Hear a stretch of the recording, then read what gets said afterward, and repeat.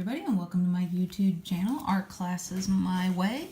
And today's class is going to be on making your own findings again. And it is going to be making your own findings for your necklaces. Now I do have a length of cord here, leather cord. I do tend to like using leather cord, especially black, because it really offsets a lot of my metal work. And I just enjoy that. Plus, it's not a chain. Some people don't like chain. It pinches their neck. They just don't care for it, or pulls the little hairs on the back of their neck. Or if you just go out and buy chains to put your own jewelry on, there again, not all chains are nickel free. So with this, it's a nice organic piece that people aren't as likely to have an allergy to. And if people don't want the necklace parts that I have made, they can always just take one of my pieces off and put it on their own chain. It's not like half of what they're paying for is the necklace piece. They're really paying for the pendant itself. So, my little bead here. What we are going to be using today is predominantly going to be your nippers and your round nose. This cord is 2mm round is what that refers to. Now, depending on what kind of a look you want to go for, your optional tools will be your square nose and a looper. But you really predominantly don't need those necessarily. Just these two guys, round nose and nippers. Now, as far as your wire goes,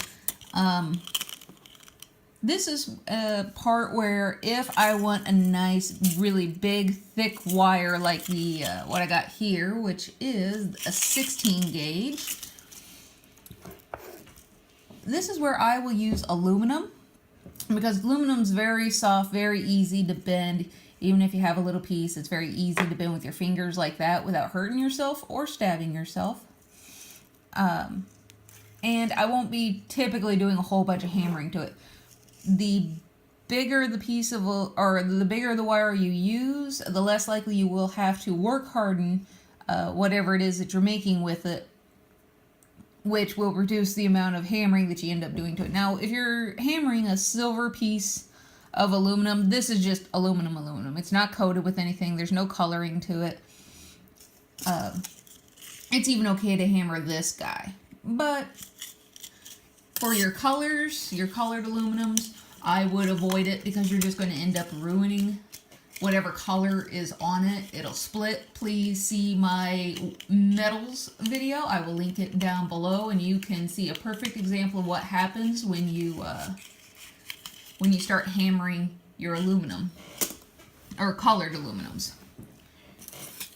Now, typically you don't really have to use those great big wires for this part, but you really don't want to use these small, thinner wires like, whoop, come here guys, behave.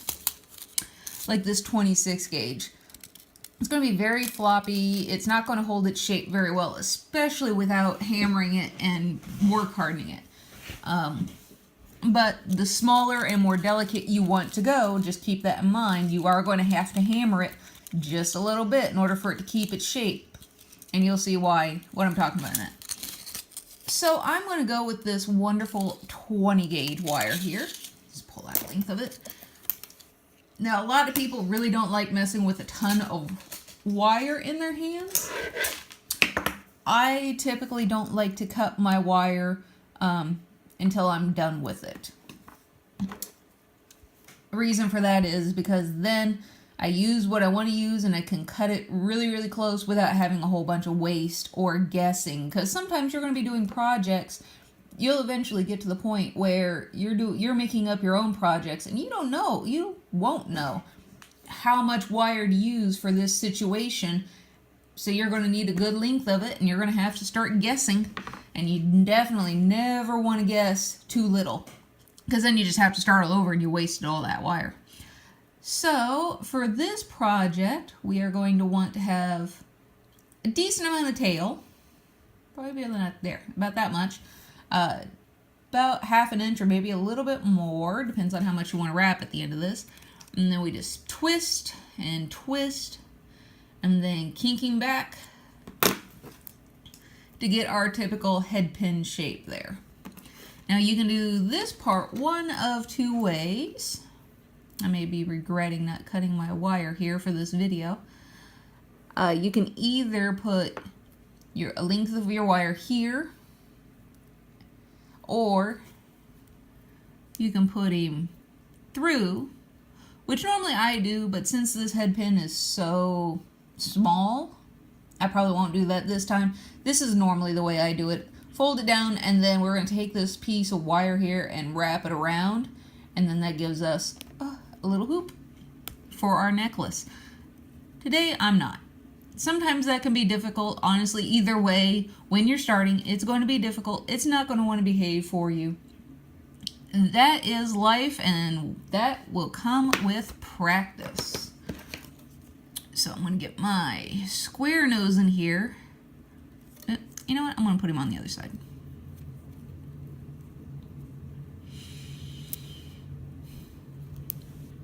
Get him right where I want him. You are going to have to leave with this method a little bit of tail to hold on to. There we go. Alright, so the hoop is inside here along with a little bit of tail from my leather here. Looks like we're a bit off. I want it to be nice in the middle of each other, because if it's off, it's going to wrap off, and then there's not going to be a whole lot we can do about it other than starting over. There we go. Now you just grab a hold of that tail, and we're just going to start wrapping him around.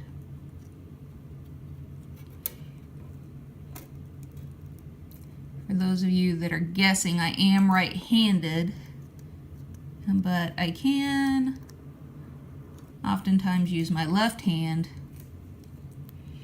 as well.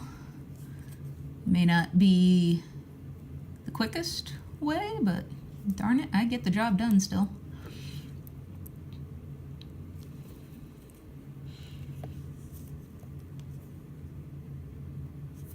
All right. I just squeezed that tail down. He ended up stopping in a great place right there.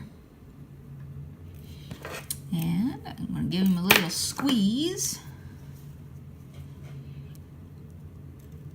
Make sure that he's all nice and tucked all close together. There. And then you can go in with your nippers, cut this little tag off of leather. You can just grab a hold of him and bend him out of there. Come on.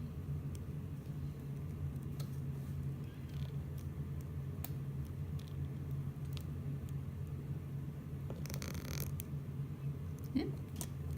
Be very, very careful to not cut through your hoop. I have to get my nails involved in this.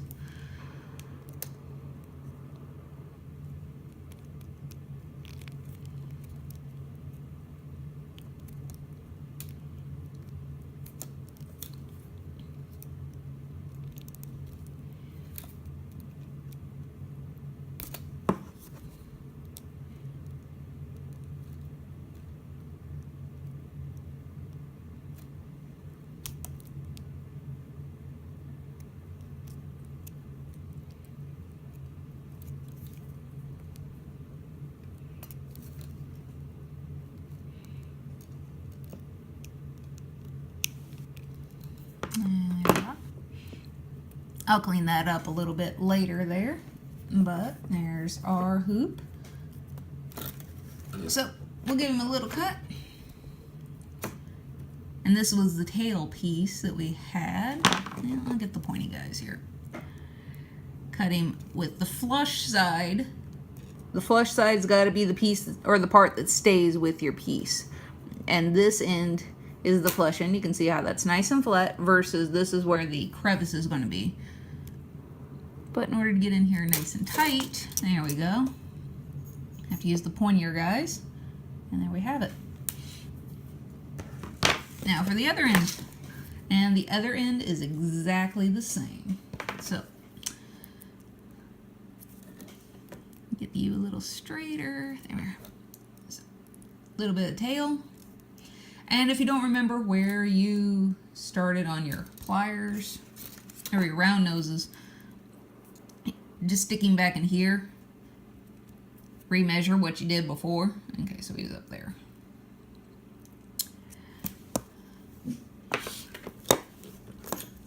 And then come back over here and just go around, put a little kink in it with your nail, thumb down here. And if you want to see a more in-depth video on making these hoops and head pins, I do also have a video for making your own head pins. I will also link that down below. So there we have that guy.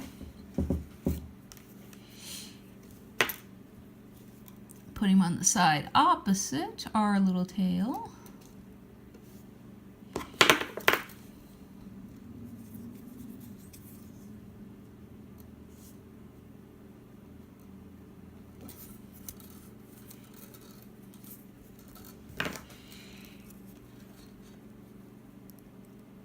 And wrap around. And wrap. Come on. And I'm going to cut that little sharp bit there off. There we go.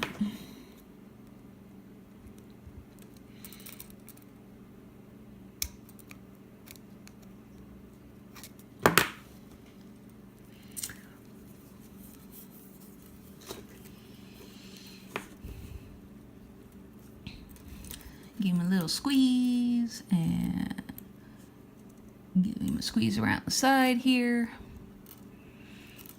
Get them all nice and nestled up close together.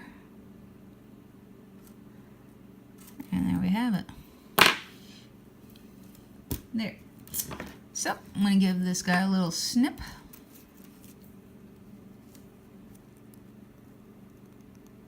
Nice and close. All right. And get our wire out of there. Shoo. There.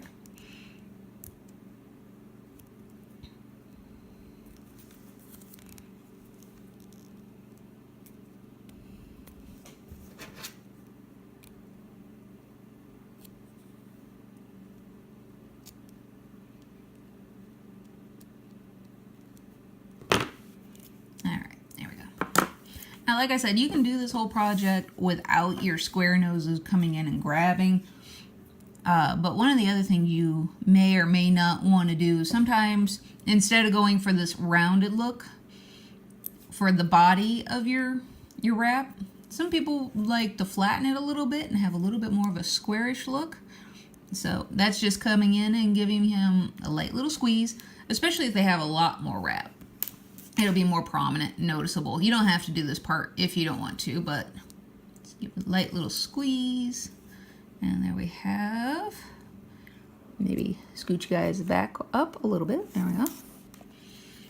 All right, and now we have two endings on our necklace. And this technique works for a lot of things.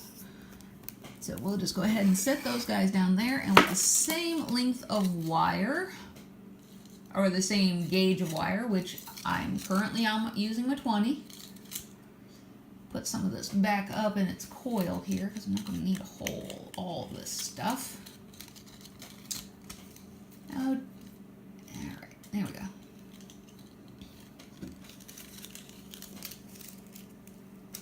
Okay. So for this part, we are going to make the hook that'll connect these two. And it may end up seeming a little bit familiar to you from our ear wire video, but I'm going to add a little bit of a twist. I'm going to add a bead in there. So there's a couple that we can do. I'll make both. Why not? All right. So we will make a simple S clasp. And yeah, I think I'll make it, start with our end piece. put a little bit of a decorative element in here. So curl that nice tiny little bit till we get a nice little P shape. There, the letter P. And then we go to the largest part of our teeny tiny little round nose guys. And then we just go round and round until we get that nice little S. And I put that P right up against the both the barrels there. So that's what it looked like when I had started. And now we're going to go in the opposite direction. That little P is going to go right back there in that little slot. Curling all the way around. Now I'm going to want to cut a little extra here, so that way I have enough to make this P again.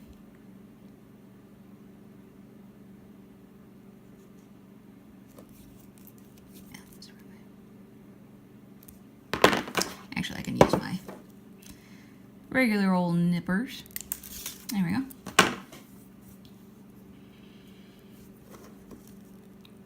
All right, now from here, we got a little bit of a tail. We can do one of two things. We can either grab this tail, we can put him back on our round nose if we want, grab our chain nose and take this tail and wrap it around the body. I'll show you how to do that in a bit. Or we can just go ahead and make him a typical S clamp, which that's just grabbing him. I'm using my nail to hold on to the body of him, which is this part and this part of this particular hoop. I'm holding on to that so that way I don't end up accidentally changing my shape down here. So just twist, let go, rotate, twist, let go, and rotate until you get another little P. And just move him over to where he needs to be moved. There you have it. And then you can just take this guy, put him on one end if you didn't. There we go. You want that to be pretty snug. You want that to be like not necessarily easy to do, at least for one of these ends, because you don't want it to fall apart or accidentally come apart when somebody's wearing it. So you just went on now. Come on, get back on there. Nah, it doesn't want to behave for me now. Oh, come on. There we go. Okay. Make sure this guy's nice and snug. It's just basically like playing around with a jump ring there. There's that. Now the other side, you could end up opening him up just a little bit because that's the side that's probably going to grab a hold of here the most. There again, you want it to be a little bit harder to undo so that way when somebody's wearing your piece, it doesn't just accidentally come off. And there you have an S connection.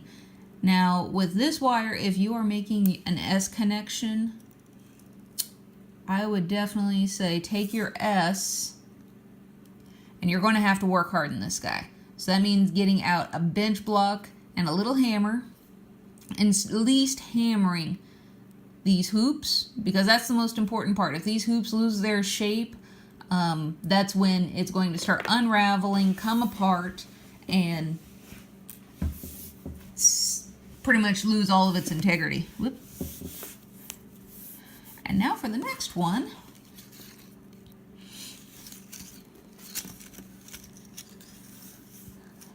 Now this one's going to be an S, but it's going to be a closed S, so the one end will be closed. So we'll just go around and around. There we are. And put our little kink. There we go. Just like with this before. But before we do anything else, we want to make sure that we go ahead and connect our necklace to the bottom of what's going to end up being our clasp. If you don't do that beforehand, then you're going to have to cut something, and then pretty much you might as well have just made this guy.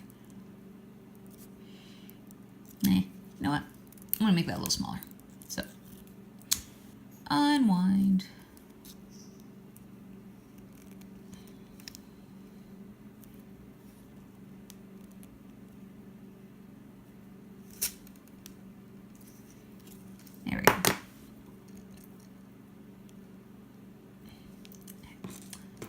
It looks a little wonky right now, but it'll all straighten out. So put that guy on there.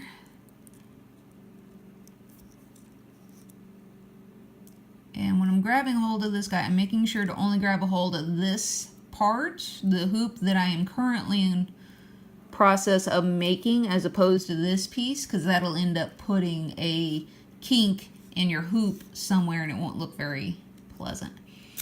So I'm going to come in and wrap and wrap, wrap.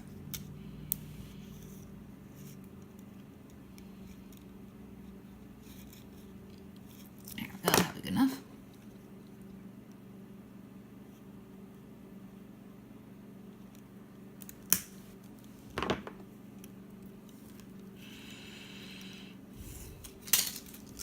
There we are.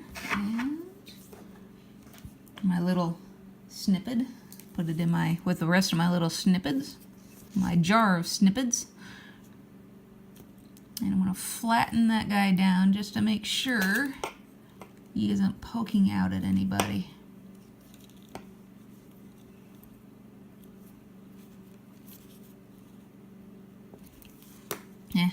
Still is a little bit, I'll go back in there just a minute. Alright, and now we're going to cut a length of our wire here. Oh, about there.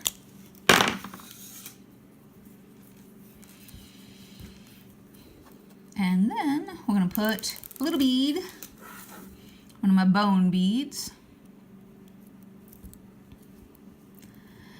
And then once he's on, we'll put a little kink in the wire so that way he stays there. And this is something where now any piece that I end up putting on this, I am going to have these beads in it. That's just my own personal preference.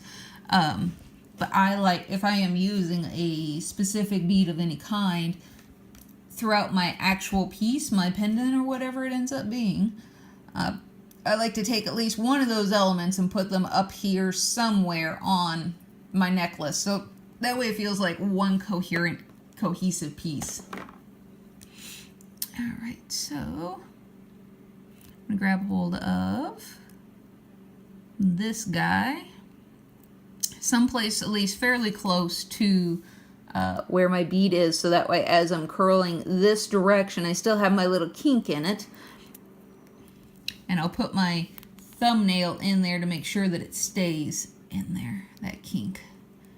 Because that kink is what's going to keep the bead from traveling up and wherever he wants to go. They can be pretty mischievous when they want to be. And then I'm going to continue wrap around like so. And see, mischief maker.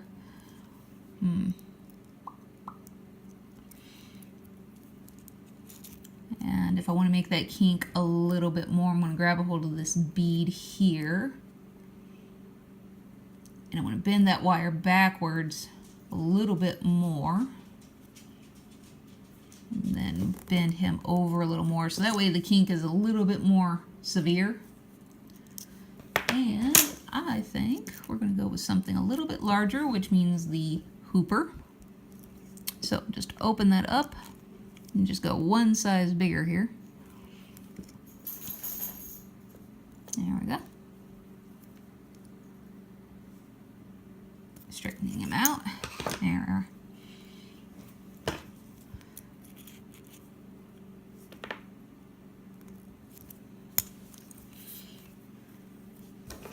And I'm just going to make sure that he's nice and shaped to that hooper. So I'm just grabbing a hold of him here and pulling down and against the hooper.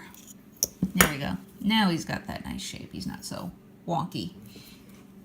And we got some tail bit here. So we can do all kinds of decorative stuff with this guy, which would be fun, fun, fun. But I'm going to grab a hold of him by the end and just curl until he touches himself there. Go and squish you into place there. All right, and maybe I'll just put a little bit of a kink here. Now this will make him a little bit easier for people to find whenever, you know, if you're trying to put if you ever tried to put a necklace on by yourself, it's never any fun and it never gets easy. So if it's a little easier to find your tail pieces, I think anyway, it's a little easier to put your necklace on rather than cutting him up short and having your little curl up there. Well, put him up there. A little bit more severe kink. Close it up a little bit.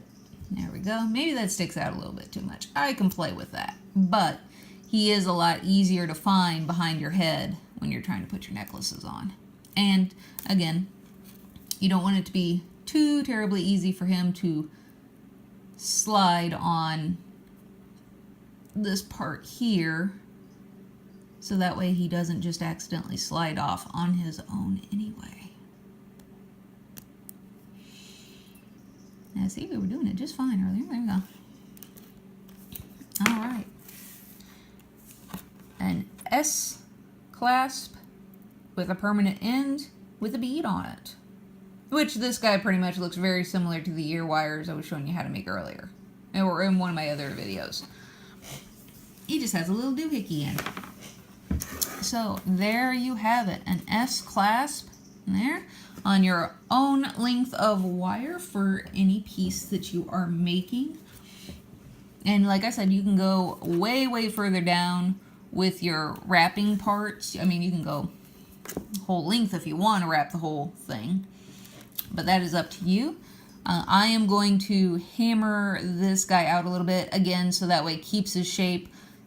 For some reason, your client has a kid and that kid decides that they want to swing on their necklace like a theme park. Well, all the good that just did, right?